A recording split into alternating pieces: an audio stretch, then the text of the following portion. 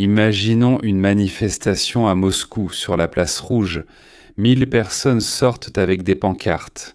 Poutine dégage, tyran meurt. Ou sur les banderoles, il est écrit « Tu es pire qu'un chien ». À votre avis, combien de temps ces personnes pourront-elles porter leurs banderoles et les drapeaux, disons, des États-Unis d'Amérique sur la place Rouge? Et maintenant Kiev, Khreshchatyk ou Maïdan, les parents des enfants tués et de ceux qui combattent. Des banderoles disant « Seuls les voleurs au gouvernement ont besoin de la guerre », à Bas Zelensky, les corrompus à la potence. Enlever la censure de notre... et ainsi de suite. Je pense qu'ils auraient eu entre 15 et 45 minutes de temps pour que la moitié d'entre eux se retrouvent en tôle. Et ceux qui ont ensuite publié cette image sur les réseaux sociaux auraient été arrêtés, tout comme ceux qui avaient déjà été arrêtés auparavant, et certains ont disparu. L'Iran a déjà montré comment un régime dictatorial, un véritable régime dictatorial où les serviteurs du peuple se prennent pour des rois, font quand le peuple descend dans la rue pour manifester. Entre 30 000 et 35 000 manifestants ont été tués par des tirs directs sur la foule. Vous vous êtes probablement préparé à ce que, dans un pays avec la dictature la plus terrible du monde, dans un pays où règne un roi nommé Trump, un tyran, un fou, où il n'y a pas une once de liberté et où il faut un courage civique incroyable pour manifester, les gens descendent quand même dans la rue. Au revoir. Ils sortent avec leurs enfants en pleurant, car ils n'ont pas le choix. Tant de personnes ont été massacrées, fusillées. Ceux qui ont essayé de parler de cet événement sur les réseaux sociaux. Combien de personnes ont été privées de leur liberté? Leurs proches ont été placés sous écoute et surveillance permanente. Combien d'entre vous pensent à la même chose? Mesdames et messieurs, qui parmi vous pensez que les manifestations populaires de masse appelées « Nous n'avons pas de roi » ou « Non au roi » mèneraient au renversement du régime de l'usurpateur qui a trompé le peuple et falsifié les résultats des élections? Eh bien, il s'est retrouvé à la Maison-Blanche et il mène la politique la plus agressive envers les habitants de son propre pays, jamais vue sur le continent américain. La plus agressive. Eh bien, imaginez-vous cela. Vous consultez les infos ou parcourez votre fil d'actualité un samedi soir. En attendant, bien sûr, le flot habituel de gros titres triomphants de les médias traditionnels. Sur le fait que des dizaines de millions d'Américains indignés et révoltés sont descendus dans la rue et ont enfin renversé l'administration tyrannique de Trump lors d'un grand soulèvement démocratique non violent. C'est ce qu'ils ont promis toute la semaine, non? Des milliers de manifestations non au roi partout dans le pays, la plus grande protestation de l'histoire américaine moderne. Mais ensuite, les images réelles commencent à arriver. Et au lieu d'une grande révolution, au lieu d'une puissante vague d'Américains en colère réclamant la justice, vous voyez des libéraux blancs âgés avec des pancartes préimprimées, des masques antifa et, aux joies pour mon cœur, des drapeaux communistes avec la faucille et le marteau. Et même quelqu'un qui pulvérise sur le bâtiment fédéral l'inscription « Tue ton agent IC local ». C'est-à-dire un policier, n'est-ce pas? Et vous réalisez soudain que ce n'est pas un mouvement, c'est une crise de nerfs. Beoza. Ce week-end, le monde entier a observé avec effroi comment l'extrême gauche a, pour la 3e fois, tenté désespérément d'organiser une manifestation de masse, unie, bien sûr, absolument spontanée, non financée de l'extérieur. La journée non au roi dans tout le pays. Eh bien, ce que les organisateurs avaient promis comme un bouleversement tectonique dans la politique américaine, la mobilisation de millions de personnes lors de 3300 événements dans les 50 États, s'est avéré être ce que l'on ne peut décrire que comme l'équivalent politique d'une fête étudiante d'extrême gauche qui s'est terminée par l'arrivée de la police. À Los Angeles, les militants de No Kings ont cassé des blocs de ciment et les ont mis dans leurs poches avant de se diriger vers les agents fédéraux du DHS. Les manifestants attaquaient les agents des forces de l'ordre fédéral, littéralement avec des blocs de béton. De plus, un cinglé a même écrit à la peinture « Tue ton agent IC local » sur un bâtiment fédéral. Au final, des dizaines d'arrestations ont eu lieu. C'était à Portland, vous imaginez. Les forces de l'ordre ont adopté une politique de tolérance zéro envers la violence et ont réprimé sévèrement ces manifestants, ce qui est devenu un modèle qui s'est répété dans toutes les villes du pays. Les forces de l'ordre refusaient de tolérer des absurdités. Comme je l'ai dit, ce n'est pas un mouvement, mais un effondrement. C'est un effondrement collectif de certaines des personnes les plus névrotiques de la planète. Bienvenue dans la catastrophe spectaculaire, chaotique et autodestructrice appelée No Kings 3.0. C'est probablement ma photo préférée d'aujourd'hui. Voici une femme blanche libérale qui vit probablement seule avec ses chats. Et regardez sa pancarte. Oh, pardon, je me corrige. Elle vit seule avec son chien. Mon chien est plus intelligent que Trump. Et ce mot then sera écrit lettre par lettre. Then? C'est sûrement ma photo préférée du jour. Une femme blanche libérale qui vit probablement seule avec son chien. Et sa pancarte. Mon chien est plus intelligent que Trump. Mesdames et messieurs, pour que ce soit clair, le mot then s'écrit tant, pas ten. Pas avec la lettre I, mais avec la lettre A. Voilà à quoi ressemble le Parti démocrate d'aujourd'hui. Non seulement il ne sait pas comment s'écrit un mot au niveau de la connaissance, comment écrire un mot. Comment ou comment.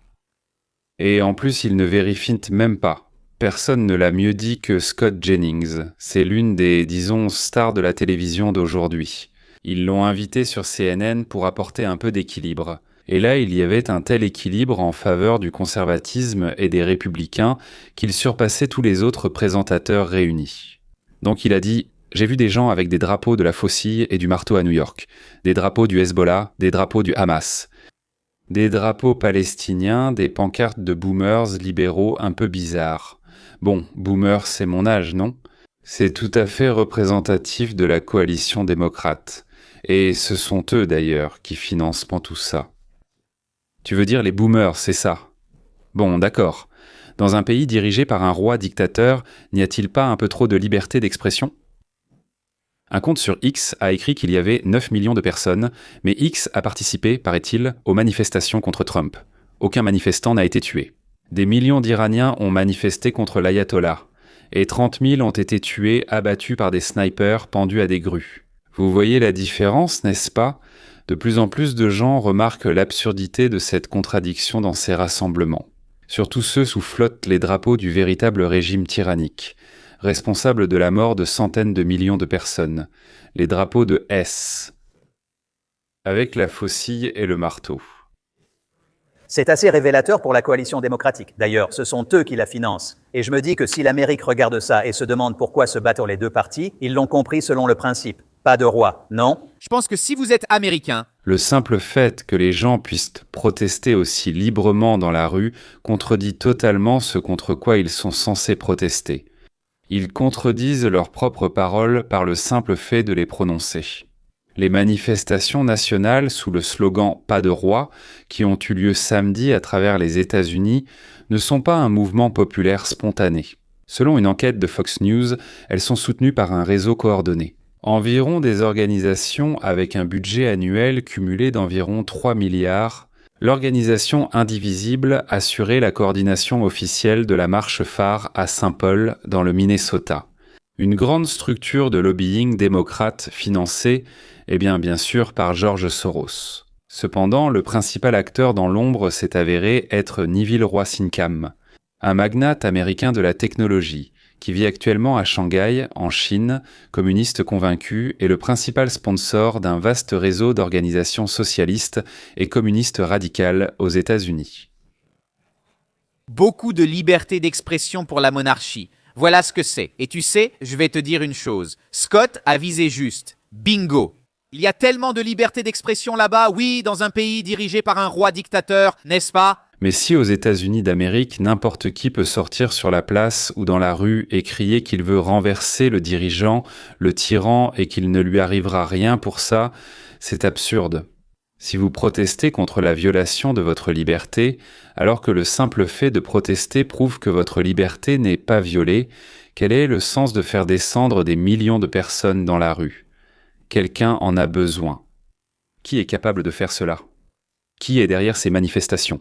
Qui les finance? Qui les organise? Donc, avec toutes ces démonstrations ostentatoires et contradictoires, qu'est-ce qui se passe vraiment ici, bon sang? Alors, à part les ONG financées par Soros, Qu'est-ce qui motive réellement ces boomers blancs aisés à commettre de telles absurdités?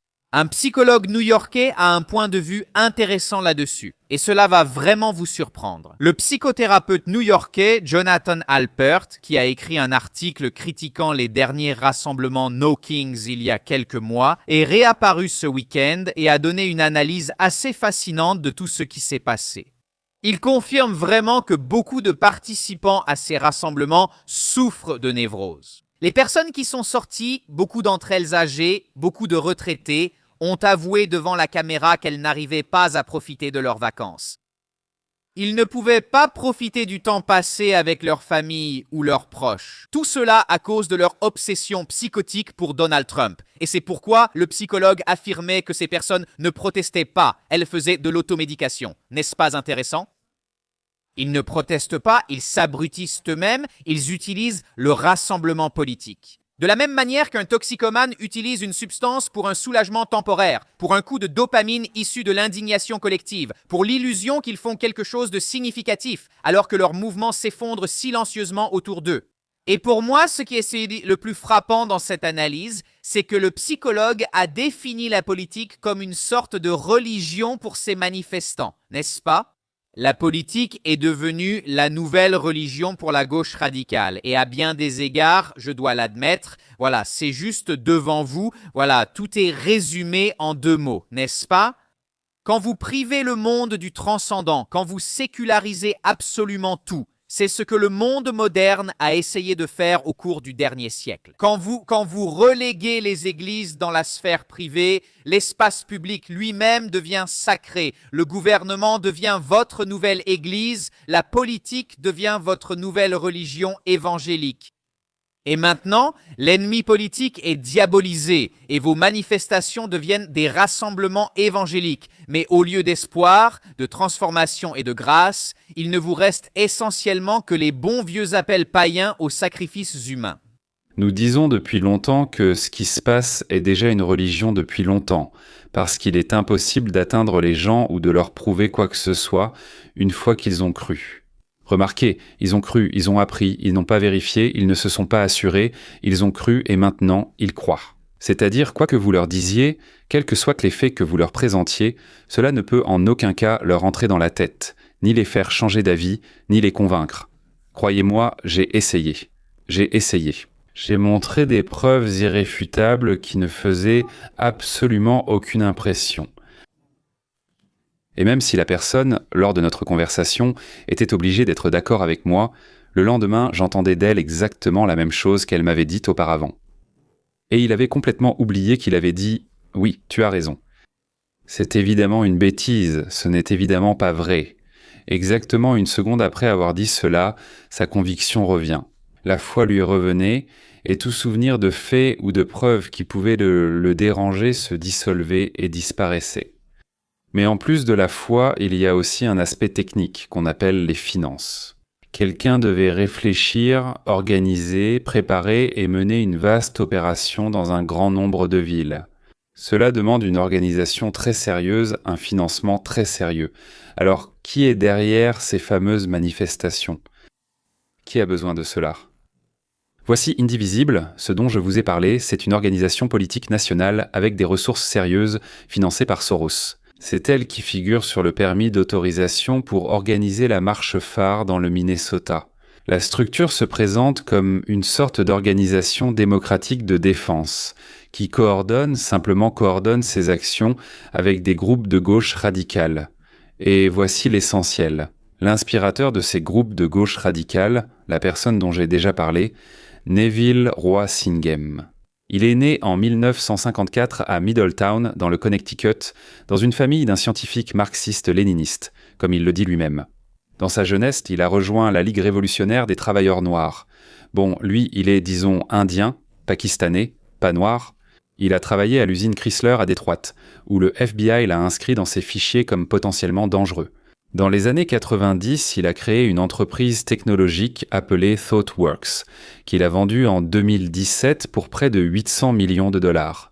L'argent récolté est devenu le carburant d'un réseau révolutionnaire. Aujourd'hui, Singham vit à Shanghai et est un partisan et un promoteur des idées de Mao Zedong. Cofondatrice de l'organisation américaine Code Pink, ancienne directrice de campagne électorale de Jerry Brown, elle a épousé Singem en Jamaïque en 2017. Le mariage est devenu un congrès fondateur. 4 jours de conférences, de danses et de discussions nocturnes sur la guerre populaire. Un terme de Mao. Singem l'appelle charmante, il appelle sa fiancée, sa femme, une charmante agitatrice. Fox News a suivi 223 transactions pour un montant total de 591 millions ayant traversé 5 continents de 2017 à 2020. C'est seulement ce qu'ils ont trouvé. Selon les experts nationaux américains, l'objectif final du réseau n'est pas d'obtenir des réformes politiques spécifiques aux États-Unis, mais d'affaiblir à long terme la société américaine en tant que système. Et il faut dire qu'ils ont obtenu des succès considérables. Le modèle reproduit la doctrine de Mao sur la guerre populaire, un réseau décentralisé, et avec la mobilisation des institutions civiles sans affrontement militaire direct. Les manifestations No Kings sont un exemple classique de ce que, Hayek, je l'ai déjà mentionné plusieurs fois, c'est un philosophe, appelait la route de la servitude. En déclarant lutter contre les tyrans, le mouvement sert les intérêts du système le plus tyrannique et totalitaire de la planète, le Parti communiste chinois. Nous luttons contre la tyrannie en imposant des idées tyranniques, pour quiconque réfléchit. La tâche principale est de distinguer qui, en fait, finance ce spectacle. Pour ceux d'entre vous qui ne connaissaient pas Nick Shirley avant sa grande dénonciation de fraude dans le Minnesota il y a quelques jours à peine, écoutez ce qu'il a dit au président Trump il y a 3 mois. Oui, je m'appelle Nick Shirley, j'ai 23 ans, je suis journaliste YouTube indépendant et, au cours de l'année écoulée, ou à peu près, j'ai pu visiter 15 pays. J'ai rencontré des membres de gangs au Brésil, dans les favelas et des prisons secrètes, mais les endroits les plus dangereux étaient ici, aux États-Unis. Et j'ai eu l'occasion de montrer aux gens les manifestations Antifa ici, aux États-Unis, et il n'y a rien de naturel dans ce qu'ils font ici, aux États-Unis. J'ai vu des gens amenés en bus depuis différents pays. J'ai vu la même femme du rassemblement à Atlanta être amenée à une manifestation à Washington, puis à New York. Dans ce qu'ils font, il n'y a rien d'honnête, et ils ont leur propre pancarte. J'ai vu exactement les mêmes pancartes ici, à Washington, et aussi à Londres. C'est une grande organisation et toute une entreprise qu'ils dirigent. Les gens peuvent demander « Quel risque pour les Américains si nous y allons? On vous traitera de fascistes, de nazis, on vous souhaitera la mort, comme cela m'est arrivé. » Et littéralement, la semaine dernière à Portland, dans l'Oregon, j'ai vu une femme coincée dans sa voiture, entourée par Antifa. Sa sœur m'a écrit après avoir vu la vidéo. Elle a dit « La seule raison pour laquelle je pense que ma sœur était en sécurité, c'est parce que tu étais là en train de filmer. J'ai aussi été chassé par un membre d'Antifa qui a dit qu'il allait me faire partir. Et au moment suivant, il a vu qu'un sniper du DHS avait pointé des lasers sur sa poitrine. Sans lui, qui sait ce qui se serait passé ce jour-là? Ces gens sont très dangereux. Et les gens se demandent « Comment font-ils cela ?» La raison, c'est que ces villes n'appliquent pas la loi. Pourquoi ces gens s'inquiéteraient-ils si la loi n'est pas respectée? Nous n'avons pas juste un peu raison, et nous ne nous trompons pas juste un peu. Nous avons tout simplement raison. La vérité sur ce qui se passe ici en Amérique avec ces groupes est très dangereuse. Merci, Monsieur le Président, ainsi que votre administration, d'en avoir pris conscience. Merci beaucoup. Je suis désolé que vous ayez à traverser cela, mais merci beaucoup. Oui, vous allez au fond des choses, donc c'est un travail très important que vous faites. Merci beaucoup. Il est en réalité très éloquent. Son excellente interview récente avec Patrick Pat-David en témoigne. En gros, ce que Nick Shirley affirme ici, c'est « J'en ai vu beaucoup dans ma vie, et nous ne faisons pas face seulement à des ennemis extérieurs, mais aussi à des ennemis intérieurs. Et ils sont cruels, et ils sont réels, et ils ont soif de sang. Je me souviens personnellement avoir eu des affrontements avec Antifa dans le passé, et ils m'ont attaqué en disant qu'ils voulaient me tuer. Ce ne sont pas des gens qui agissent pour le bien commun. Ils sont assoiffés de sang. Nous devons prier pour Nick Shirley. Nous devons prier pour que davantage de journalistes citoyens courageux se lèvent. Et pour que notre administration sous le président Trump soit assez courageuse et clairvoyante pour mettre fin à ce crime et à cette violence. L'Amérique a besoin de paix. L'Amérique aspire à la paix. Les générations futures méritent la paix. Passons aux actualités. J'évoquerai les changements majeurs sur les fronts. À présent, quelques messages. Donald Trump a écrit sur Truth Social que les États-Unis mènent des négociations sérieuses avec un nouveau régime, plus raisonnable, pour terminer l'opération, bien sûr, en Iran. En même temps, il a menacé « Si aucun accord n'est trouvé, le détroit d'Ormuz ne sera pas ouvert. Les États-Unis détruiront les centrales électriques iraniennes, les puits de pétrole et l'île de Kark. Selon Donald Trump, il y a déjà 50 000 militaires américains dans la région. Les Houthis, donc, pour la première fois depuis le début de la guerre, ont lancé 2 missiles. Contre Israël, bien sûr. Les 2 ont été interceptés. Selon l'Institut pour l'étude de la guerre, du 24 février au 24 mars 2026, soit un mois, la Russie n'a pas conquis, mais a perdu 4 miles carrés de territoire ukrainien. Elle a perdu. Belle offensive de printemps. Selon Volodymyr Zelensky, le renseignement ukrainien a établi que la Russie a photographié 3 fois la base aérienne Prince Sultan en Arabie Saoudite à l'aide de ses satellites le jour précédant l'attaque iranienne contre le site, au cours de laquelle des militaires américains ont été blessés. Je ne sais pas si c'est vrai, ni pourquoi seul le renseignement ukrainien l'a découvert, mais honnêtement, même sans eux, je suis presque sûr que c'est ce qui s'est passé. Donald Trump a déclaré dans une interview au Financial Times qu'il avait l'intention de prendre le pétrole de l'Iran. Et il envisage de s'emparer de l'île de Karg, par laquelle transitent 90% des exportations de pétrole iranien. Peut-être que nous prendrons Karg ou peut-être pas. Nous avons en fait beaucoup d'options, a déclaré Donald Trump. Il a également indiqué qu'en Iran, selon ses dires, il reste environ 3000 cibles à bombarder. Nous en avons déjà frappé 10 000 uniquement pour les États-Unis d'Amérique, alors que notre objectif était de 13 000, peut-être un peu moins, un peu plus, je ne sais pas. Selon Donald Trump, l'Iran s'est mis d'accord avec l'Allemagne sur la majorité des 15 points des exigences américaines pour mettre fin à la guerre. Ce sont celles qui ont été transmises par le Pakistan. Il s'est dit convaincu qu'un accord est proche. Pendant ce temps, l'Iran a rejeté cette interprétation. Le président du Parlement irlandais, c'est Ghalibaf, dont je vous ai déjà parlé, a accusé les États-Unis de préparer secrètement une invasion terrestre. Comment peut-on préparer quelque chose en secret si le président du pays dit une vingtaine de fois que nous allons envahir ? Peut-être qu'on le fera, peut-être pas. Honnêtement, pour une raison quelconque, j'ai tendance à croire davantage l'interprétation iranienne dans ce cas précis. Il y a là-bas trop de têtes brûlées, qui réclament du sang et encore du sang. Et tout comme les dirigeants ukrainiens, ils se moquent complètement de ce qui arrive à la population du pays. C'est-à-dire ces mêmes personnes, le peuple, qu'ils étaient censés protéger.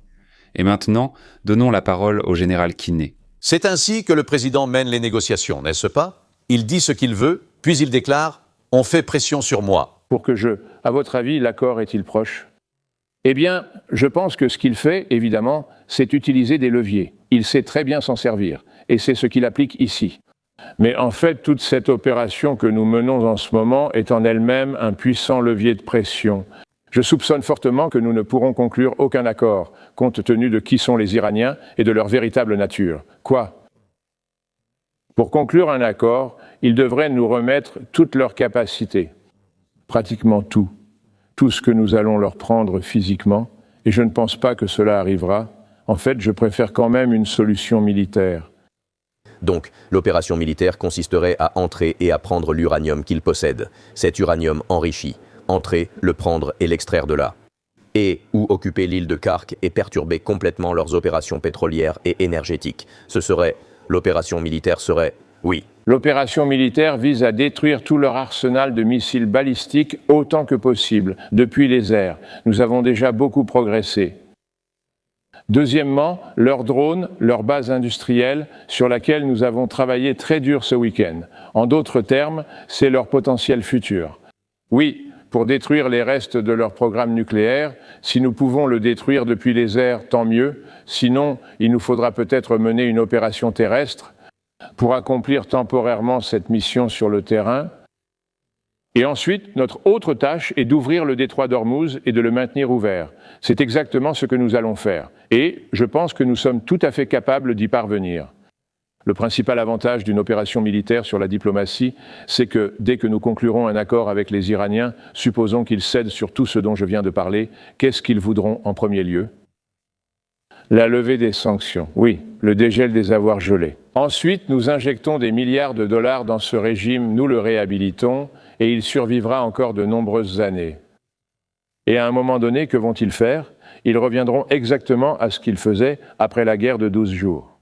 Ils recommenceront à développer des missiles balistiques, à poursuivre leurs recherches nucléaires.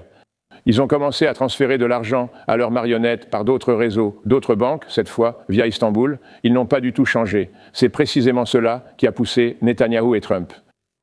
Ils ont vu ça et ont dit « Oh mon Dieu, ils ne changent jamais ». À quel point ils ont été retardés pendant cette guerre de 12 jours et le marteau de minuit, une opération qui a sérieusement compromis leur potentiel nucléaire. Ils sont immédiatement revenus à leur point de départ dans leurs objectifs. Et c'est exactement ce qui se produira probablement si on injecte du capital dans le régime à la suite d'un accord. Maintenant, imaginons un instant que, en déclarant que nous avons terminé la guerre, que nous avons accompli ce pourquoi nous étions venus, que nous avons fait, les États-Unis d'Amérique et Israël s'en vont, laissant le régime intact et encouragé par ce qu'ils considéreraient comme leur victoire. Mais la situation est bien plus grave si nous laissons ce régime aller de l'avant. Ils veulent des missiles balistiques à longue portée au-delà de leurs portées actuelles, des armes nucléaires qu'ils désirent vraiment. C'est inacceptable et nous devons reconnaître cette réalité. Quand on essaie de prévenir quelque chose, c'est plus difficile que de gérer ce qui s'est déjà produit. Et nous essayons d'empêcher quelque chose de mauvais ? Et qu'ont dit les dirigeants iraniens à propos de l'Amérique et de ce qu'ils feraient s'ils avaient l'occasion d'attaquer. Attaquer l'Amérique. Pendant plus de 2 décennies, Khomeini répétait chaque jour, plusieurs fois, « mort à l'Amérique ». Et pendant les négociations sur l'accord nucléaire, il est sorti devant la foule et a crié « mort à l'Amérique, mort ». La foule a éclaté en acclamations enthousiastes. Vous savez, une fois j'ai donné un exemple, imaginez qu'un voisin vit derrière une clôture et chaque jour il crie par-dessus la clôture que dès qu'il aura assez d'argent pour acheter un fusil et des cartouches, il tuera immédiatement vos enfants. Cet exemple s'applique parfaitement ici. Dès qu'ils en auront la possibilité, disaient les Iraniens, nous détruirons Israël et nous essaierons de causer le plus de tort et de mal possible aux États-Unis d'Amérique, du moins à leurs dirigeants. Eh bien, par exemple, nous lancerons une bombe atomique sur Washington. Quand tu chauffes le peuple tous les jours pendant des décennies, ils ne réfléchissent plus. Ils sont animés par une seule idée, nuire à l'Amérique. Eh bien, à Israël et à l'Amérique. C'est exactement comme à Gaza et en Cisjordanie. Des enfants de 4 ou 5 ans, habillés en uniforme militaire, à qui on a donné des fusibles jouets, crient « mort aux Juifs, mort aux Juifs, mort à l'Amérique » et ainsi de suite. Ils crient ainsi tous ensemble. Ils aiment beaucoup faire ça tous ensemble. Ils se souviennent toute leur vie du plaisir qu'ils ont ressenti à ce moment-là, quand ils criaient « mort aux Juifs, mort à l'Amérique ». Vous pensez qu'on pourra les convaincre de quoi que ce soit en utilisant la logique de Sophocle ou d'Aristote ? Juillet 2015, 4 jours après la signature de l'accord nucléaire, Koumaniste a déclaré « Vous avez entendu ? Mort à Israël, mort aux États-Unis ». Toute la nation a été secouée par ces slogans. Et ensuite, la République islamique d'Iran ne renoncera pas à soutenir ses amis dans la région. Il s'agit des terroristes. Notre politique ne changera pas envers le gouvernement américain arrogant. Et cela juste après la signature de l'accord, novembre 2015. Transcription officielle du site de Khomeini. Vous devez savoir que votre slogan « Mort à l'Amérique » et le cri du peuple iranien ont une base rationnelle et puissante. Février 2019. À l'occasion du 40e anniversaire de la révolution islamique. Khomeini a affirmé que le slogan « Mort à l'Amérique » visait les dirigeants des États-Unis, citant spécifiquement Trump, John Bolton et Pompeo pour une raison particulière. Il a ajouté « Cela signifie la mort aux dirigeants américains ». Le peuple iranien ne cessera pas de dire « Mort à l'Amérique », mais 2025 Khomeini a déclaré « Mort à l'Amérique ». Et il a ajouté maintenant « Mort à l'Angleterre ». Puis il a réfléchi et a ajouté « Et mort bien sûr à Israël ». Je dis « Mort aux infidèles ». Eh bien, c'est-à-dire, ce n'est pas correct. Mais en vérité, ce n'est pas correct. Et les Chinois ne lui provoquaient pas de crise de rage. En réalité, notre planification concernant ce régime a commencé lorsqu'ils sont arrivés au pouvoir. Et lorsqu'ils ont tué pour la première fois plus de 300 de nos compatriotes en 1983, alors que Ronald Reagan était président, qu'ils ont fait exploser 2 ambassades et nos casernes de Marines, nous avons compris que nous avions affaire à un adversaire. Ainsi, dès ces tout premiers jours, le commandement central a commencé à planifier une guerre contre l'Iran en tenant compte de tout ce qu'ils avaient déjà réussi à nous faire. Et après cela, ils ont continué à nous tuer. Ce qui distingue le président Trump des 7 présidents précédents, c'est que, bien que beaucoup d'entre eux aient eu affaire à l'Iran, qui tuait des Américains, ces 7 présidents ont tous été confrontés à leur agression et à leur déstabilisation commune. Et aucun d'entre eux n'a jamais vraiment été prêt à leur résister de manière significative. J'apprécie particulièrement ce que vous dites dans votre introduction. Le président Trump essaie de mettre fin à cette expérience de 47 ans. C'est le but de ce qui se passe ici. Et pourquoi ? La motivation. Après 12 jours de guerre, une forte motivation est apparue pour que la destruction de leur potentiel nucléaire soit incluse.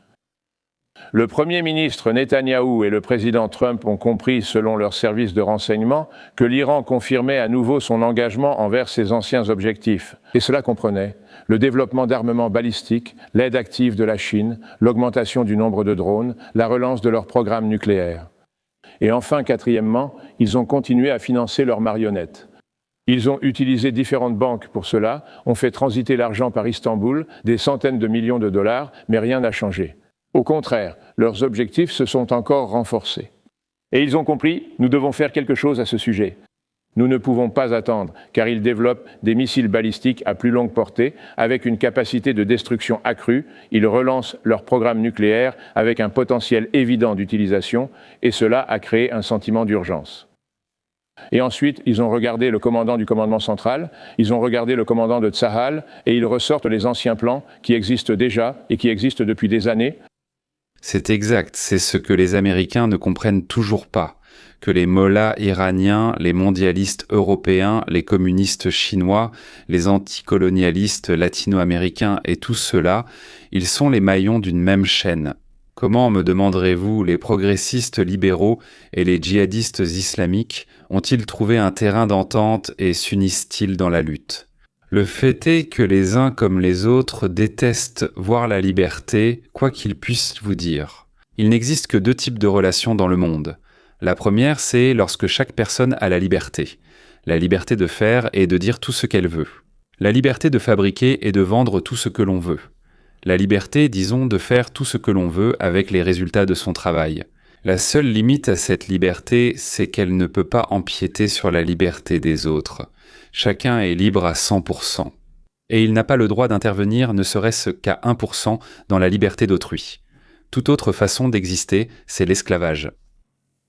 Dans certaines cultures, tu es esclave 24 heures sur 24, 7 jours sur 7. Dans d'autres sociétés, tu es esclave tout le temps où tu produis quelque chose. Dans d'autres sociétés, tu n'es esclave qu'une partie du temps. Par exemple, tu as travaillé 40 heures par semaine, non ? Et ensuite, tu as reçu un salaire pour 20 heures, et pour les 20 autres heures, tu as donné ton salaire à quelqu'un d'autre. Tu seras puni si tu ne donnes pas. Ou par exemple, tu as posté un message sur un réseau social, et quelqu'un est venu, l'a supprimé et t'a banni, le message, tout ce qu'il voulait, parce que ça ne lui a pas plu, ou à quelqu'un d'autre. Donc ce n'est vraiment pas la liberté. Et la différence entre une société et une autre réside seulement dans la quantité ou le pourcentage de temps où tu es esclave. Et quel pourcentage de ton temps tu es relativement libre ? Eh bien, pourquoi relativement ? Parce qu'à tout moment, ceux qui dirigent la société peuvent décider que désormais tu seras esclave plus longtemps.